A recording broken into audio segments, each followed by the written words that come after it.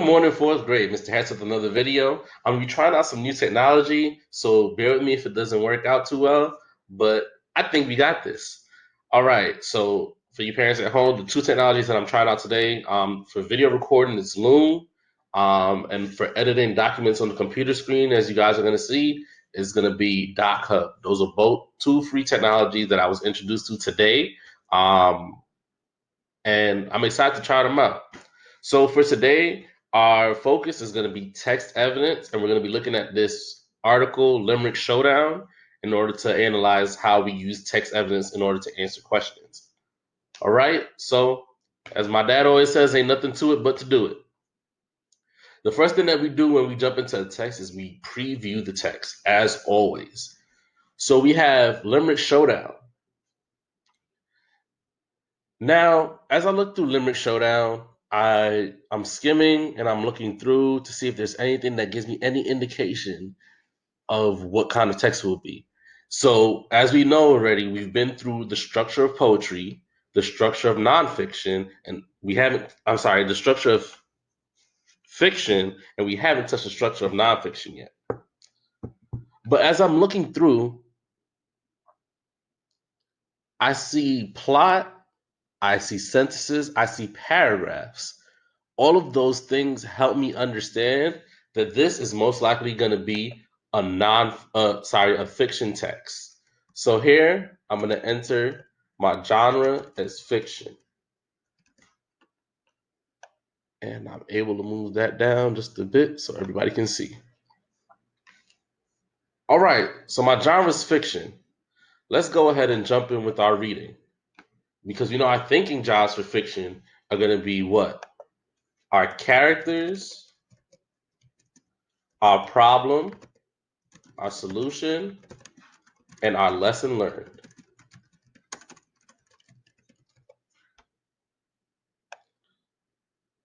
So as we're reading, we're looking for all four of those things in order to properly assess our text and analyze our text. So let's jump in. Limerick Showdown. There are many different types of poetry, Mr. Brandt explained to his fourth grade class. Whoa, they're fourth graders too. He pointed to the whiteboard as he spoke. There are sonnets, cinquains, haiku, couplets, narrative poems, epic poems, free verse. So introduced to our first character, Mr. Brandt, and we're just going to put a C over his name because he's one of our first characters.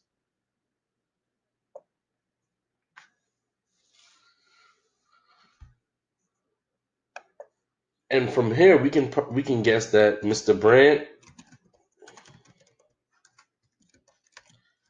is probably a reading teacher.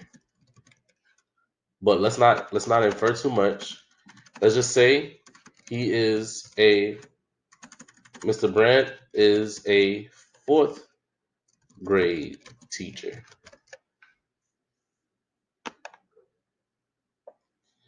What about limericks? Bill asked as he danced back and forth from his left to his right foot. Bill had trouble sitting still. Mr. Brandt usually let him stand beside his desk when he felt excitable. So let's put a C over here for our next character, Bill. And what do we learn about Bill here? Bill has trouble standing still.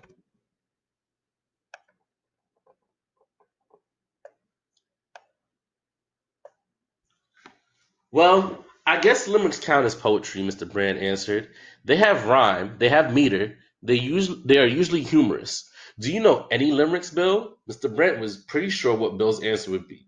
Bill was one of the brightest kids in fourth grade. So we can add that Bill was one of the brightest kids in fourth grade.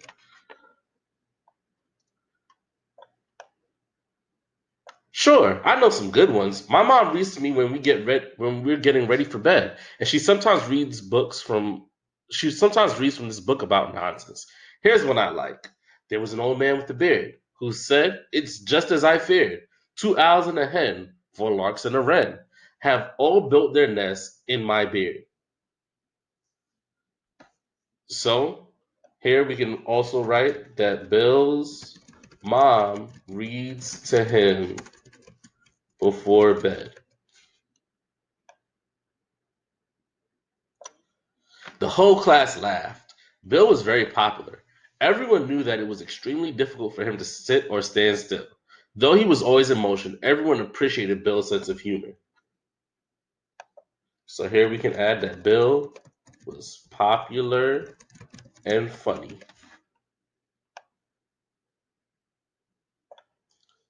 Mr. Brent was listening when he searched on the computer a book about nonsense. That doesn't sound right. Wait a minute. Do you mean Edward Lear's A Book of Nonsense? So we understand now that Bill mixed up the titles of the book. The title of the book. Yep, that's it. I think it's pretty old. He wrote a bunch of funny limericks. Right, Bill. The webpage says that Edward Lear was a poet and an artist who worked in England over 100 years ago. It also says that a limerick is a poem with 5 lines and that it has an interesting rhyme pattern. Mr. Brent continued his lesson about poetry. So here, Mr. Brent uses this as a teachable moment. Mr. Brent shares with the class about Edward Lear and poetry.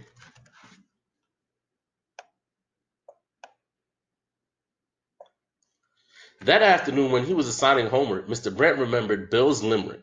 Let's have some fun with our poetry homework. I would like everyone to write a poem. Tomorrow we will read our poems in front of the class. Then we will vote for our favorite poems. Do you mean a poetry slam? Asked Deidre. Like a competition? Deidre was usually quiet, but she had a way with words. Mr. Brent sometimes called her the sharpest tack in 3 counties. She had won last year's 3rd grade spelling bee. So we introduced another character. I'm going to put a C above her name, and her name is Deidre.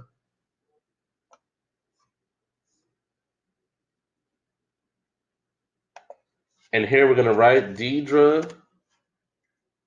Make sure I'm spelling her name right. Diedra. Won last year's spelling bee. We'll put that right at the top. Louis knows for that paragraph. Exactly. The class will choose their favorite poem, and the author will read their poem to the whole school at the beginning of our next assembly. The next morning, Bill raised his hand. Oh, sorry. Even though it's not an issue, this is still our problem for the story. Okay? There's going to be a poetry slam, and the class is going to choose their favorite poem, and that person is going to read it out loud to the entire school. The next morning, Bill raised his hand at the very beginning of the lesson. Can I go first? Mine's a good one. Mr. Brent nodded, and Bill began reading. There was a young boy named Bill.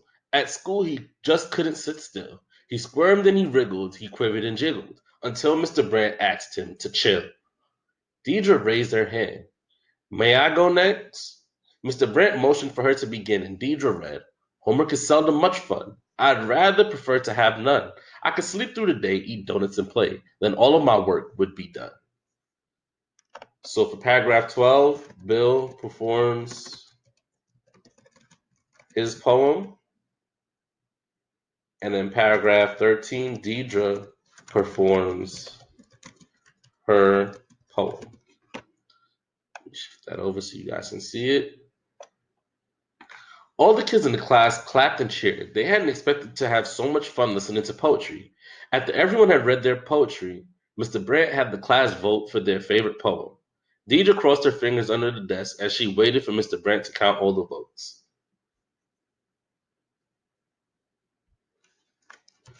So everyone had fun, and they were tallying the votes.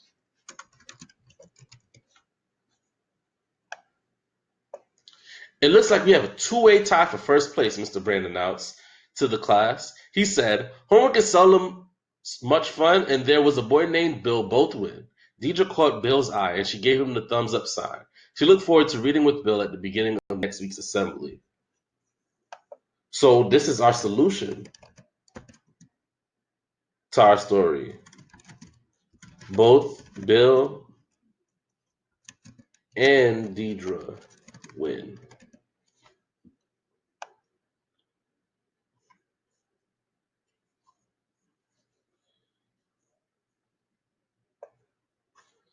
And our lesson learned for this story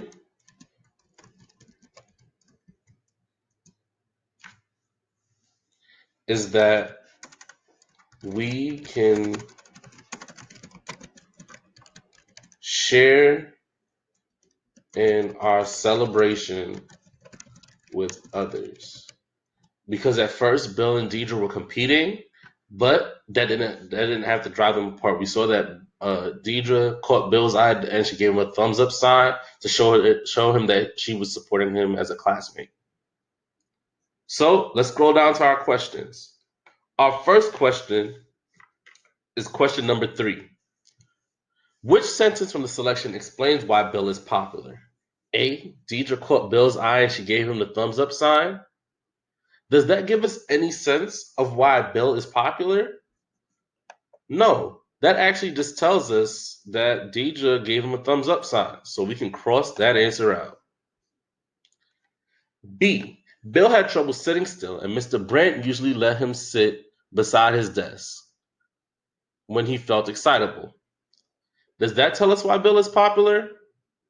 No, not really. It just explains to us the relationship that Bill has with Mr. Brent. So you can cross that answer out too. He wrote a bunch of funny limericks. Well, Bill says that, but is Bill saying that about himself? Or is he referring to Edward Lear? So if we scroll back up and we look at paragraph 7, yep, that's it. I think it's pretty old. He wrote a bunch of funny limericks. So we can cross the answer out as well. Everyone in class appreciated Bill's sense of humor. So with that, we find our correct answer because that's exactly why he's popular. We actually wrote that in paragraph 5, Bill was popular and funny. You see how Stop and Jot saved us a lot of headache and a lot of energy? Good job. Let's move on to question number 4. Question number 4 reads, look at this sentence from paragraph 2. What about limericks? Bill asks as he danced back and forth from his left to his right foot. Why does the author give the reader a mental image of Bill moving his feet at his desk? To show that Bill is a good dancer? Does the author ever tell us anything about Bill being a good dancer? No. He says that he can't sit still. So we can cross that answer out.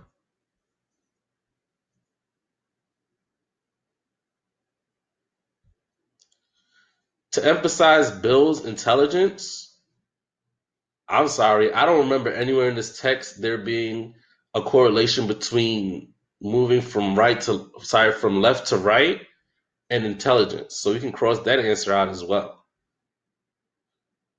To connect the poetry of a limerick with the ballet dancer, do we talk anything about ballet while we're reading this text? No, so we can cross that answer out as well. To show the reader that Bill is restless and active. Man, if there was any way to ever describe Bill, it would be restless and active. If we scroll to paragraph 2, what about limericks? Bill asks as he danced back and forth from his left to his right foot. Bill had trouble sitting still. It lets us know that Bill has trouble sitting still and he's restless and active.